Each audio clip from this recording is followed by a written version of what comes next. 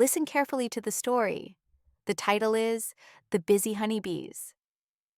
On a warm spring morning, Ella and Tom were playing in the garden. They noticed a soft buzzing sound near the flowers. Curious, they leaned closer and saw honeybees moving quickly from one flower to another. The bees worked without stopping, carrying yellow dust on their tiny legs. "What are they doing?" Ella whispered. Their mother smiled and explained, "They are collecting nectar to make honey, and the dust is called pollen. It helps plants grow." Tom watched carefully. "They look so busy, like little workers," he said.